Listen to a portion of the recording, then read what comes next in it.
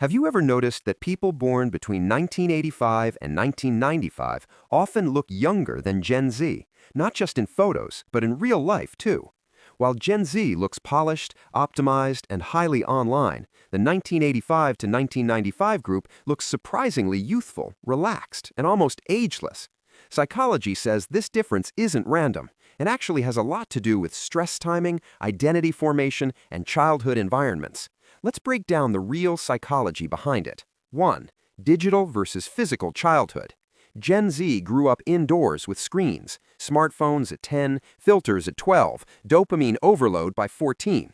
Childhood stimulation was digital, not physical. But people born between 1985 and 1995 grew up outside. They ran, played, fell, argued, climbed, and explored. Sunlight and movement shaped their nervous system, not algorithms. Psychologists say early physical activity helps regulate stress hormones long-term. Less stress equals slower aging. 2. Identity in public versus private. Gen Z built identity online. Every post judged, every picture compared, every hobby measured. They grew up performing life for others. This increases image pressure at a very early age. But 1985 to 1995 people built identity offline. No cameras capturing awkward phases, no audience scoring them 24/7. Their self-esteem developed in private, not in public.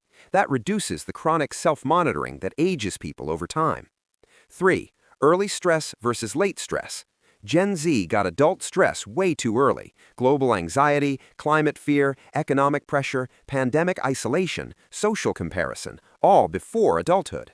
Research shows that early stress exposure accelerates biological aging, but 1985 to 1995 stress came later. Their teen years were chaotic but not globalized. No doom scrolling at age 12. Late stress equals slower wear on the body. 4. Sleep and dopamine behavior. Gen Z sleeps with their phone next to their face, endless notifications, scrolling till 3 a.m., high caffeine, low recovery. People born between 1985 and 1995 didn't fall asleep watching TikToks. No blue light, no infinite feed, no constant brain stimulation. Better sleep plus lower dopamine overload keeps the skin and nervous system younger. 5. Real socializing versus digital socializing. Gen Z friendships often happen through screens, texting, gaming, FaceTime, DMs. But 1985 to 1995 friendships happened in person. Parks, malls, rooftops, sidewalks, sports. Psychologists say real social connection reduces anxiety and increases resilience. Screens don't do that. Screens simulate connection but don't deliver it. 6. Fitness and skincare timing. Here's the twist nobody talks about. The fitness and skincare boom exploded around 2013 to 2019. Who was in their 20s then? 1985 to 1995 people. They optimized health at the perfect age. Gen Z started skincare at 11 and burnout at 16. Early optimization creates early exhaustion. Timing matters.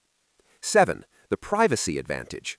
1985 to 1995 people weren't recorded their entire lives. Their awkward years aren't archived, their mistakes aren't screenshots, their insecurities aren't content.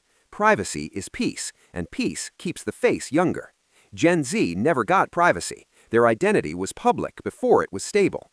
Public identity equals constant stress. Final thoughts. So next time you notice a 1985 to 1995 person looking surprisingly youthful next to a Gen Z adult, remember this: they aren't aging slower. Gen Z just started aging earlier. Stress ages the body. Peace preserves it. If you love understanding why people think, look, and behave the way they do, hit subscribe, because here we don't just observe generations, we decode them.